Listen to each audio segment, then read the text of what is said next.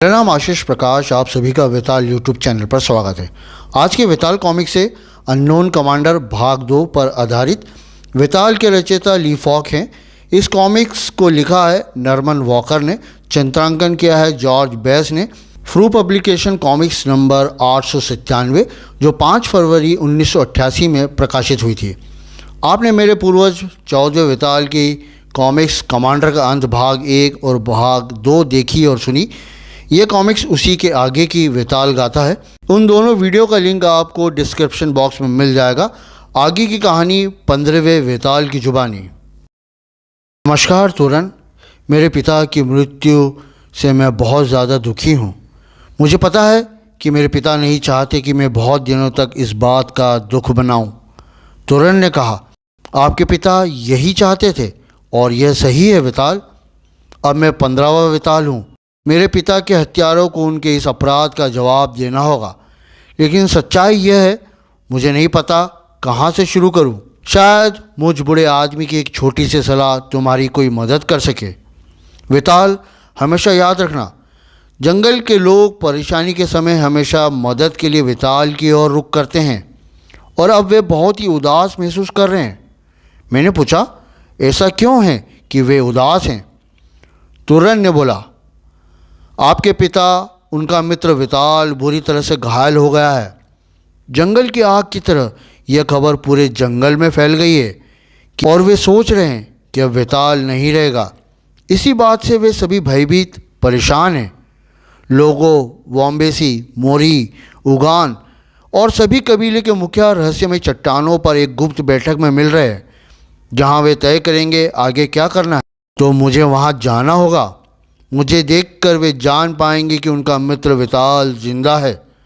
तुरन बोला, हाँ, चलते फिरते प्रेत, यही करना चाहिए आपको। और फिर मैं निकलने की तैयारी करने लगा। मुझे निकलता देख बौने भंडारों ने तुरन से पूछा, क्या सब ठीक है? और फिर मैं खोपड़ी नुमा गुफा के गुप्त प्रवेश द्वार से बाहर निकला। जंगल के लोग बहुत ही दुखी थे और आपस में बात करने लगे। हमारा सबसे बुरा समय चल रहा है। अब हमारे साथ कोई भी नहीं। अब वेताल की जगह कौन लेगा? हाँ मित्र, तुम सही कह रहे हो। और जंगल गश्ती दल भी अब हमारे विरुद्ध हो गया है। अब क्या होगा? अब जंगल गश्ती दल ज़्यादा समय तक तुम लोगों को परेशान नहीं कर पाएगा। मेरी आवाज़ सुन वे सब पीछे मुड़े और मुझे देखकर वे सब खुश हो गए। हमारा दोस्त वेताल वापस आ गया। ये एक सच्चाई है कि चलता फिरता प्रेत, आदमी जो कभी नहीं मरता, अमर है वो। स्वागत है वेताल। हम दिल से बहुत दुखी थे, लेकिन अब आनंद उत्सव मनाने का समय है। वेताल हमारे साथ है। एक मुखिया बोला, जब आप यहाँ नहीं थे तो कई बुरी चीज़ें हुई हैं वेताल। दूसरा मुखिया बोला, सिंह जलदस्यु बंगाला में वापस आ गए हैं और जंगल गश्ती दल के लोग हमारे गांव में लूटपाट और गांव को उजाड़ रहे हैं। मैंने मुखियाओं को जवाब दिया, जिन लोगों ने आपके गांव में लूटपाट की और उसे उजाड़ा वे जंगल गश्ती दल के नहीं हैं। वे सभी जंगल गश्ती दल के भेष में सिंह जलदस्यु हैं। सभी मुखिया मेरी बात सुनकर आश्चर्यचकित हो गए। मैंने आगे कहा, लेकिन अब चिंता की बात नहीं है। उन सभी को उनकी करनी की सज़ा देंगे, खासकर चंद्रा को, जो उनका मुखिया है। वो जंगल में भाग गया है, लेकिन मैं उसे ढूंढ लूँगा। कबीले की परिषद का मुखिया बोला, हमारे लोग जंगल में सभी जगह फैले हैं।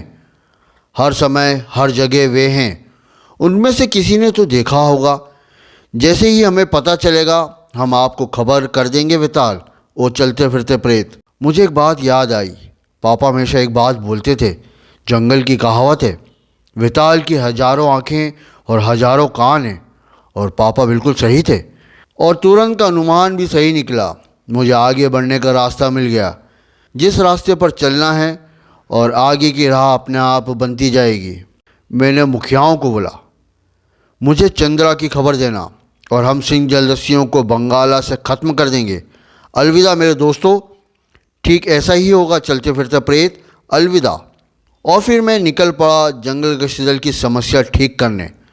अगली सुबह खोपड़ी नुमा गुफा में। चलता फिरता प्रेत, आप जब से आए हो सोए नहीं हैं? मैंने जवाब दिया, हाँ तुरन, तुमने ठीक कहा। मुझे बहुत कुछ करना है। मैं जंगल गश्ती दल में बदलाव की योजना पर पूरी रात काम कर रहा था। नया जंगल गश्ती दल आधुनिक तरीके से बदलाव, नए विचारों के साथ बेहतरीन व्यवस्था और नए तौर तरीकों की योजना बनाई है। लेकिन सबसे बड़ा बदलाव जंगल गश्ती दल और जंगल वासियों के साथ सभी के लिए कमांडर को अज्ञात करना है। तुरन ने पूछा, मैं समझा नहीं वेताल, आप क्या बोल रहे हैं? मैंने जवाब दिया, यही तो सबसे बड़ी कमज़ोर कड़ी थी। सभी को पता था कि मेरे पापा ही जंगल गश्ती दल के कमांडर हैं और इसी कमजोरी का फ़ायदा सिंह जलदस्युओं ने उठाया। उन्हें पता चल गया कि वे बंगाल से बाहर हैं और इसी बात का फ़ायदा उठाकर जंगल गश्ती दल में घुसपैठ करी। तुरंत बोला, लेकिन आप कैसे अज्ञात कमांडर बन सकते हो? मैंने जवाब दिया, मैंने इस बात को लेकर बहुत ही सोच विचार किया है और मैंने एक योजना बनाई है। मैं सोचता हूँ ये योजना काम करेगी।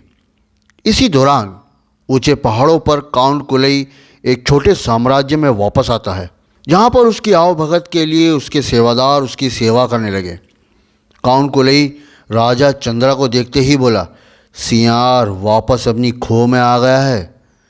तुम्हें पता है उसके साथ क्या करना है? जल्लाद ने जवाब दिया, आपकी आज्ञा का पालन होगा मेरे मालिक। जल्द ही राजा चंद्रा चिल्लाते हुए बोला, तुम्हारी हिम्मत कैसे हुई? मैं राजा चंद्रा स्काई हॉर्न हूँ, इस साम्राज्य का शासक। काउंट कुलई, आप मेरे साथ ऐसा क्यों कर रहे हो? काउंट कुलई बोला, तुम्हारा हैरत में डालने वाला प्रश्न है चंद्रा।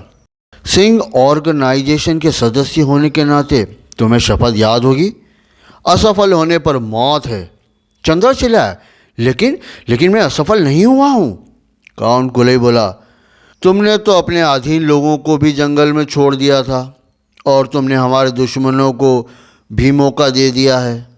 चंद्रा ने जवाब दिया, लेकिन मैं असफल नहीं हुआ, मैंने वेताल को मार डाला है। वेताल मर गया है? मैंने उसे मार डाला। काउंट कुलई सुनकर बोला, शायद इस बात की थोड़ी संभावना है कि तुम सच बोल रहे हो, मुझे कुछ सोचना पड़ेगा। चंद्रा काउंट कुलई को घटना की पूरी कहानी सुनाता है और यह थी पूरी कहानी। मैं कसम खाता हूँ यह सच्ची बात है। काउंट कुलई ने पूछा, तुमने देखा कि वेताल को गोली लगी थी? चंद्रा ने बताया, यहाँ सीने में उसके दिल के पास गोली लगी थी जिससे वो बच नहीं सकता। कुलई सुनकर सोचने लगा, इसकी बात सच्ची निकले, और फिर बोला, और इन बातों की अफवाहें जंगल में उड़ाई गई कि वेताल मर गया है, लेकिन वो हमारा काफ़ी लंबे समय से हमारा जानी दुश्मन रहा है। इस बात पर तुम्हें सबूत क्यों नहीं देते हो? उसका सर मुझे थाली में रख कर दिखाते, शायद मैं तुम्हारी बातों में विश्वास करता। लेकिन मैं दयालु हूँ चंद्रा, मैं तुम्हें दूसरा मौका दूंगा। चंद्रा तुरंत बोला, मालिक कोई भी काम करूँगा, कुछ भी करूँगा। काउंट कुलई बोला, बंगाला में तुम्हें जलदस्युओं के दूसरे समूह का नेतृत्व करना है। अब तुम हमारी कैद से आज़ाद हो और तुम्हें सबूत लाना है कि वेताल मर चुका है। चंद्रा ने पूछा, लेकिन यह मैं कैसे करूँगा? काउंट कुलई ने बोला, वेताल घने जंगलों के बीच एक गुफा में रहता है और उसने बताया था उसकी गुफा खजाने से भरी हुई है। चंद्रा ने पूछा, क्या कहा खजाना? काउंट कुलई बोला, वह खजाना तुम्हें मेरे पास लाना है जिससे मुझे पता चल जाएगा कि वेताल अब नहीं रहा। चंद्रा, तुम्हारे लिए यह एक आसान सा काम है और ठीक कर्नल के समान एक अंग्रेज जो मोरीबार का शासन संभाल रहा है, वो जंगल में होने वाली घटनाओं की ओर देखेगा भी नहीं। और अगर वेताल मर गया है जैसा तुमने कहा है तो तुम्हें कौन रोक सकता है? चंद्रा बोला, बस कुछ जंगलवासी, और उनसे कुछ ज़्यादा पर समस्या नहीं होगी। मालिक, मैं खजाने के साथ वापस आऊँगा। काउंट कुलई बोला, शानदार, कल सुबह तुम रवाना हो जाना। जंगल गश्ती दल का तबाह मुख्यालय। एक सिपाही मेजर को सैल्यूट मारता है। मेजर वाइल्ड ने पूछा, क्या बात है सार्जेंट? सार्जेंट बोला, हमारे आदमी परेशान है श्रीमान, उन्हें पता है कि हमारे कमांडर बुरी तरह घायल हैं। श्रीमान, शायद हो सकता है कि वे मर जाएंगे, और अगर कमांडर मर जाते हैं तो जंगल गश्ती दल का क्या होगा श्रीमान? मेजर वाइल्ड ने जवाब दिया, मैं भी चाहता हूँ कि मैं तुम्हारे इन प्रश्नों का उत्तर दूँ। जैसा मैंने कहा, मैं जल्द से जल्द इसकी सूचना करूँगा। धन्यवाद श्रीमान। मेजर, हमें यह समझ में आता है कि हमारे लोग चिंतित हैं। मेजर बोला, मुझे इसी बात का डर है कि हमें यह स्वीकार करना होगा कि हमारा कमांडर की मृत्यु हो गई है और मुझे सच में इस समस्या का कोई दूसरा विकल्प दिख नहीं रहा है। अब हमें जंगल गश्ती दल को भंग करना होगा। मेजर वाइल्ड, देखो, यह कमांडर का घोड़ा है। मेजर चिल्लाया, कोई इस घोड़े को पकड़ो।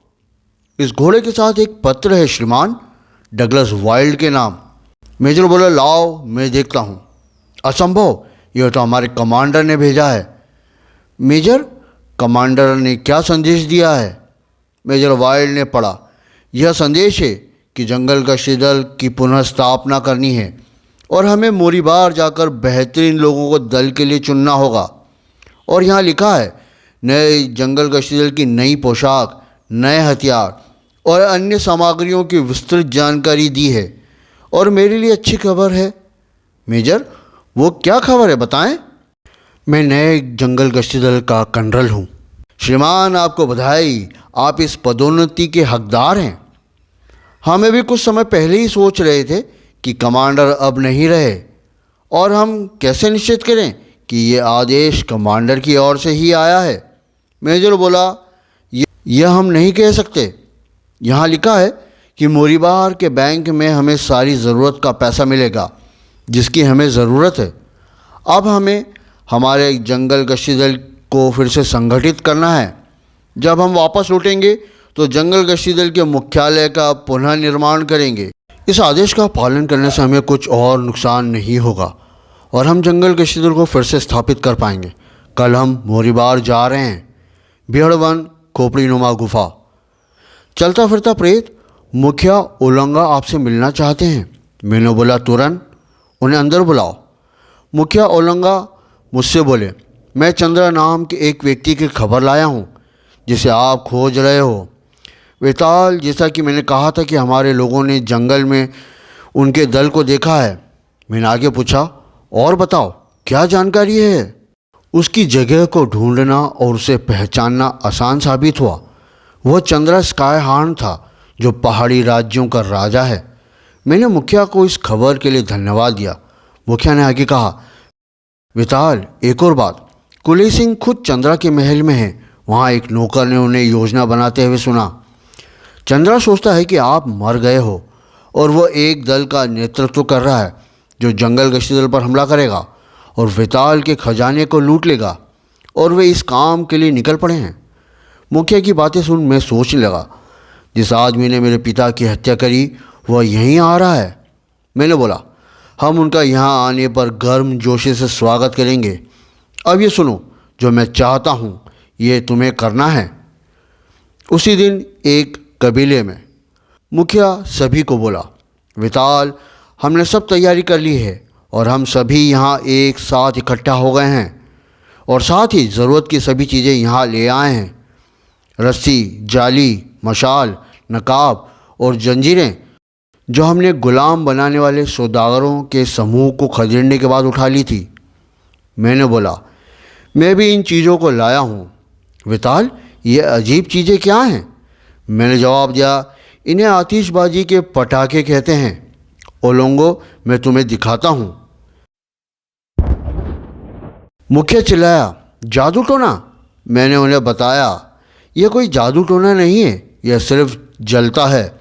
मैं इसे एक बड़ी पार्टी के लिए इस्तेमाल करने की योजना बनाई थी, लेकिन अब इन रॉकेटों का इस्तेमाल कुछ अलग तरह की पार्टी के लिए करना होगा। हम मरते दम तक तुम्हारे साथ हैं विताल।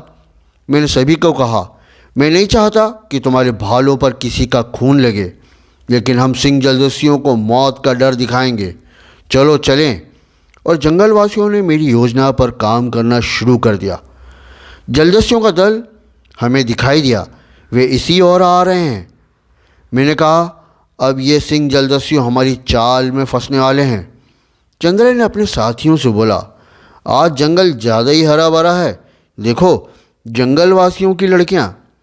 राजा चंद्रा, क्या हम इनके साथ मौज मस्ती करें? शायद ये हमारे लिए कुछ गरम गरम बनाए। चंद्रा ने आदेश दिया, पकड़ो इन्हें। राजा चंद्रा, क्या आप यही चाहते हैं? हमें तो इसमें बड़ा मज़ा आएगा। जंगलवासियों की लड़कियों ने जलदस्युओं को देख लिया और नदी से निकलकर भागने लगी।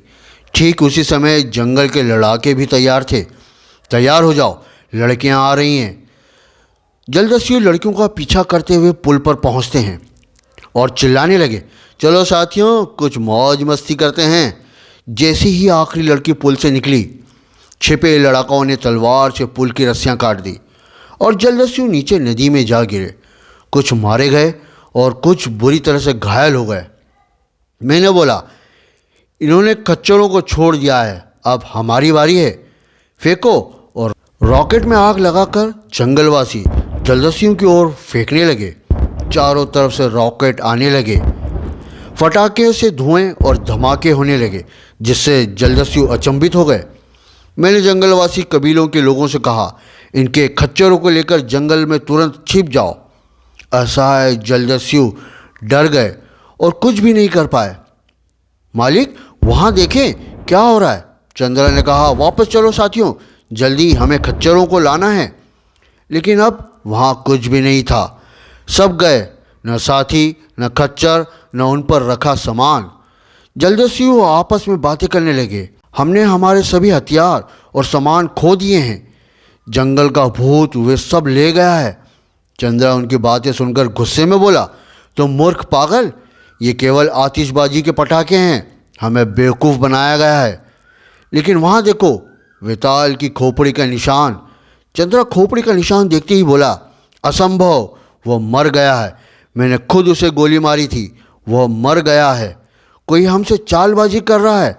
जलदस्युओं ने बोला, चालबाजी? आपका मतलब आप ही तो हमें इस चाल में फंसा कर लेकर आए हैं।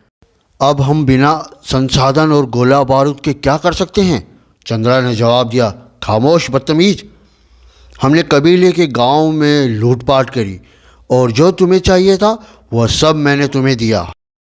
चलो आगे बढ़ें। इनकी बातें सुन मुखिया बोला, विताल, वे डर गए हैं। मैंने बोला, अब आगे वे और डरेंगे। सबसे पहले हम उन्हें दलदल के पास पहुंचने देते हैं, फिर नगाड़े बजाना शुरू करेंगे। घने जंगल में रात जल्दी हो जाती है। हमें गांव को लूटना है, लेकिन गांव कहाँ है? ये नगाड़े की आवाज़ सुनो। चंद्रा बोला, जंगलवासी हमारे आगे हैं। उसके साथी बोले, नहीं, नगाड़े की आवाज़ तो वहाँ से आ रही है। अब तो सभी ओर से नगाड़ों की आवाज़ आना शुरू हो गई और सभी जलदस्यु इस बात से परेशान हो रहे थे।